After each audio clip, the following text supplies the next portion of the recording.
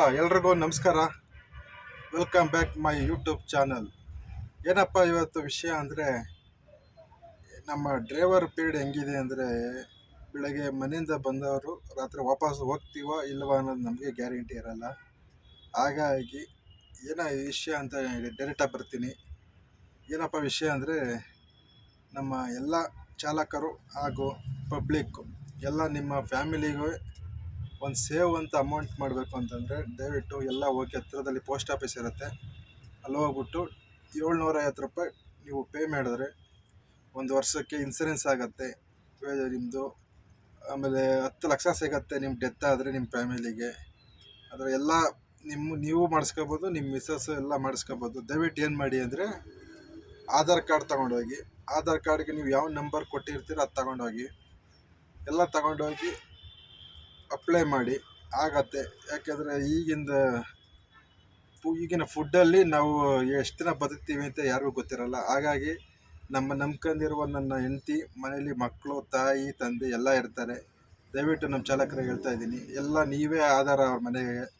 ಹಾಗಾಗಿ ನಮ್ಮ ಚಾಲಕರಿಗೆ ಹೇಳ್ತಾ ಇರೋದು, ಒಂದು ಒಳ್ಳೆ ಮೆಸೇಜ್ ಕೊಡ್ತಾ ಇದ್ದೀನಿ. ದಯವಿಟ್ಟು ಎಲ್ಲ ಹೋಗಿ 750 ರೂಪಾಯಿ ಎಲ್ಲೆಲ್ಲೋ ಖರ್ಚು ಮಾಡ್ತೀರಾ.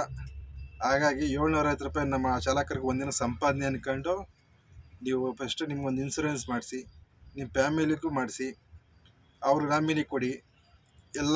ಯಾಕೆಂದರೆ ನಾಳೆ ಈಗ ನಾವು ನಂಬ್ಕೊಂಡಿರ್ತಾರೆ, ನಾಳೆ ಏನಾರು ಹೆಚ್ಚು ಕಮ್ಮಿ ಆಯಿತು ಅಂದರೆ ಅವರೆಲ್ಲ ಬೀದಿಗೆ ಬರೋದು ಬೇಡ. ಯಾಕೆಂದರೆ ನಾವಿದ್ದಾಗ ಹೆಂಗೋ ಡೈ ಟು ಡೇ ಕಷ್ಟ ಬಿದ್ದು ಸಂಪಾದನೆ ಮಾಡಿ ಅವ್ರು ಸಾಕ್ತಿದ್ವಿ. ಈಗ ನಾವೇ ಇಲ್ಲ ಅಂದಮೇಲೆ ಪಾಪ ಅವ್ರಿಗೆ ಆದಾಯ ಎಲ್ಲಿ ಬರುತ್ತೆ.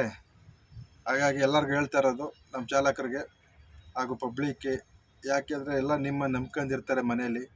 ಹಾಗಾಗಿ ಪ್ರತಿಯೊಬ್ಬರು ನಮ್ಮ ಆಟೋ ಚಾಲಕರು ಹಾಗೂ ಕ್ಯಾಬ್ ಚಾಲಕರು ಹಾಗೂ ಎಲ್ಲೋ ಬೋಟ್ ಚಾಲಕರು ಎಲ್ಲರೂ ಒಂದೊಂದು ಇನ್ಸೂರೆನ್ಸ್ ಮಾಡಿಸಿ, ಡ್ರೈವರ್ಗಳು ಪಾಲಿಸಿ ಮಾಡಿಸಿ ಇಟ್ಕೊಳ್ಳಿ. ನಾವು ಹೇಳ್ತಾ ಇರೋದು, ಮುಂದೆ ನಿಮ್ಮ ಫ್ಯೂಚರ್ ಅಷ್ಟೇ. ಯಾಕಂದರೆ ನಮ್ಮ ಡ್ರೈವಿಂಗ್ ಡಿಪಾರ್ಟ್ಮೆಂಟ್ ಈಗ ಒಂದು 3 ಡೇಸ್ ಬ್ಯಾಕ್ ನೋಡ್ದು, ಬಸಪ್ಪ ಸರ್ಕಲಲ್ಲಿ 9 ಗಂಟೆ ಬೆಳಗ್ಗೆ ಗಾಡಿ ಓಡಿಸಿದಾಗ ಹಾರ್ಟ್ ಅಟ್ಯಾಕ್ ಆಗಿಬಿಟ್ಟಿದೆ. ಟೆನ್ಷನ್ಗೆ ಆ ಥರ ಆಗಿದೆ.